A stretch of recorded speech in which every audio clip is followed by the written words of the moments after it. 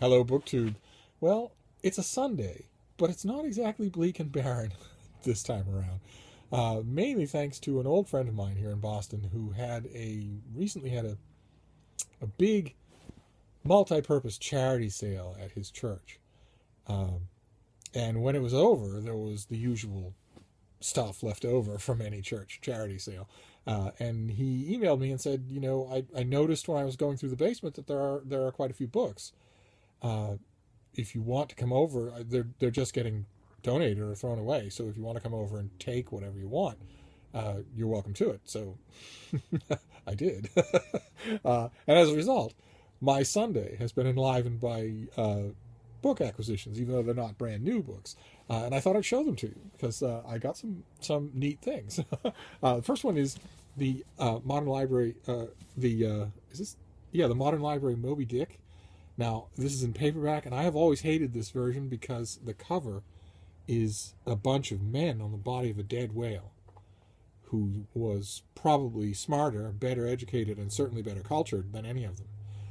It's not hard to find a copy of Moby Dick with a cover that doesn't have a dead whale on it. So I've tended to avoid this, but it was free, and this edition has the Rockwell Kent illustrations. And unlike, God, you can just turn the pages and see them; they're everywhere. Unlike a lot of other editions of Moby Dick, this one has all of them. This paperback has all of them. And it has an introduction by Elizabeth Hardwick, who is wonderful, and her introduction is incredible. And I have the hardcover Modern Library that doesn't have a dead whale on the cover, but it was free, and I don't have this paperback, and sometimes I just got it. I will probably regret it and just find somebody who needs it. But in the meantime, I grabbed it. And then there's this, a hardcover, The Best of Cordwainer Smith. That name probably won't be familiar to you unless you're a dyed-in-the-wool science fiction fantasy fan. He was a great science fiction author who is now completely forgotten. He wrote a great novel called Norstrilia and a bunch of great short stories. This is a collection of his short stories, and this was a little paperback that I loved a long time ago, with a Darrell K. Sweet cover illustration. No idea who did this cover illustration. Don't really want to know. Wouldn't want to meet him in a dark alley. But this collection, cover or format regardless, holds a warm place in my heart because that paperback was my introduction to Cordwainer Smith, and it's the world that he built, the continuity that he shaped. It's an amazing world to be introduced to. You will love it once you get introduced to it. And the little paperback that I have, of course, is falling apart, and it's not made anymore. And I doubt that Cordwainer Smith will ever come completely back into print. Science fiction and fantasy are notoriously ruthless towards their own progenitors. The 9/10 of the great works of the genre are not in print and never will be back in print, which is disgraceful. So I figured, if I've got a hardcover, and all I have to do is pick it up off a pile and put it in a cardboard box in order to obtain it, then I would do that. Same thing with this. This is another book I also have. It's Black Lamb and Gray Falcon by Rebecca West. This is an older paperback of hers that's just... it's a chunker, of course. It's one of the greatest works of nonfiction ever written, certainly one of the greatest works of nonfiction in the 20th century. All about her travel through Eastern Europe on the eve of World War II, but much more than that. It's just, as you can tell from the size, it's not a travelogue. It's so much more than that. And she knew when she was writing it, she was writing something that would be almost unmarketable and perhaps immortal. And it turned out to be marketable. The book got reviewed. It got noticed. It was widely hailed as a masterpiece, and it's also achieved a small amount of immortality, which is great. I always hope that books like this that are hard to classify and that I love will catch on somewhere. And this was Black Lamb and Gray Falcon was after this paperback edition came out years later. It was inducted into the Penguin, that their series of modern classics with the lime green spine paperbacks. And then years after that, it was inducted into the Black Spine Penguin Classics line itself with an introduction by Christopher Hitchens. So, that's pretty good. For the life of a 1,300-page book of nonfiction, that's pretty good. And it's always nice to have an extra copy, because every once in a blue moon I will find someone who is willing to take the plunge on this. And then, of course, I want them to have it. I don't want to wait and say, well, hold on while I get you a copy. I want to have a copy to send out.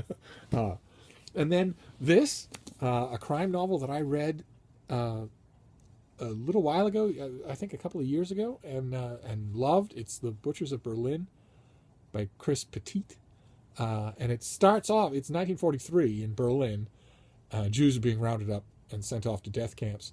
And a down on his luck schlub of a policeman is drafted into a homicide investigation in the middle of the war, the war-impressed city with deportations happening all the time. One of the two dead people is a Jew. So he has no idea why his superiors are even bothering to investigate this crime, much less draft him into doing the investigating. But of course, it becomes much, much more complex than that, and it is so good. Oh my God, it is so good. I want to read you just a bit, the part that hooked me when I read it originally. It's one of those gimmicks in murder mystery thrillers where we get the crime is the first little chapter that we get. No names, no specifics, a few hints and red herrings here and there, so that we actually see what happened. But we don't know what happened. We don't know the details of what happened. Some authors do that better than others. The key is to keep it short, and this author does keep it short, and it's wonderful. An old man dressing himself neatly for the last time in his life, packing a gun, going out, finding the block warden for his neighborhood, and killing him, shooting him, and then shooting himself. And that's it. We don't know anything else. That's all the first 2 pages narrates. But I wanted to read you the 2 murders. The block warden was slow to arrive. He was a short man with a childish face and the insolent, spoiled look of minor authority. He didn't see the pistol in the old man's hand until he raised his arm. He gave a small yelp of surprise, followed by his characteristically unpleasant laugh, which he never had time to finish. He was in the middle of putting on his coat and his mouth open when the bullet entered his head through the eye at which the old man had been aiming. His head snapped back from the force. Blood and bone hit the wall, followed by the bullet. He slumped back and slid down, his blood a dark smear on the dirty paintwork. The remaining eye fluttered, almost coquettishly, as he hit the floor, sitting, paused, and rolled over. And then a paragraph later, the old man turned the gun on himself, grasped the barrel in his left hand to hold it steady, and pulled the trigger. The bullet traveled upwards through the unresisting flesh of his chin and tongue, missing his false teeth, into the soft palate of his mouth, passing the nasal passage to penetrate the brain where it lodged, causing none of the messy damage of the first shot. Such a neat, clean death. The old man was gone before he hit the ground, doing more tidily for himself than for his victim, who jerked and twitched like a dog in a dream.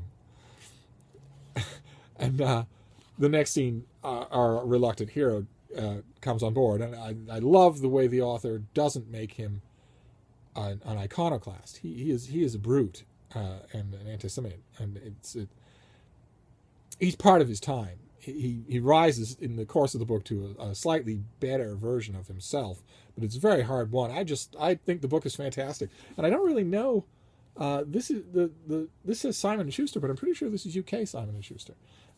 So God knows what kind of travel it took to get to that church basement in 2017 in Boston. No idea, but I had to get it. And then the last 2 are Penguin Classics for Project Penguin, in which as you can see in the background there, I am filling these last few shelves of that bookcase so that whole wall will be Penguin Classics. And I actually found 2 Penguin Classics that I didn't already have.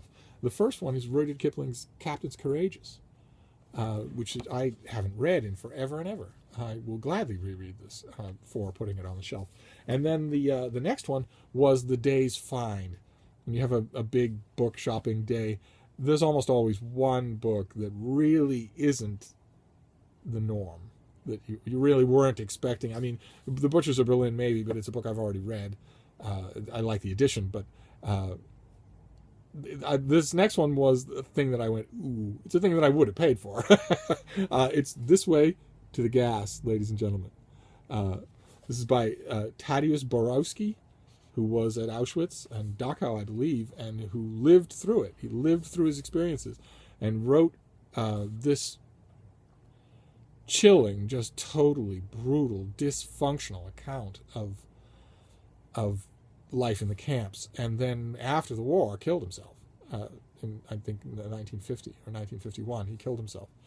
And it's this Penguin edition has a long introduction giving what we know of his life, inner and outer, and then the book. And I had a copy of This Way for the Gas in a little cheap mass market for years and years. That was the edition I would read and reread, and also consult if I was reviewing a book about the Holocaust or about the death camps, or even if I wanted just to check on something, I would consult that little paperback, and it wasn't in very good shape. It was taped all over. It had a rubber band around it. So to find a Penguin Classic of this one, I didn't even know that one existed, was a treat. And that was my bookish day. not expected, but very welcome. It was just a stack of paperbacks and one hardcover, Cordwainer Smith.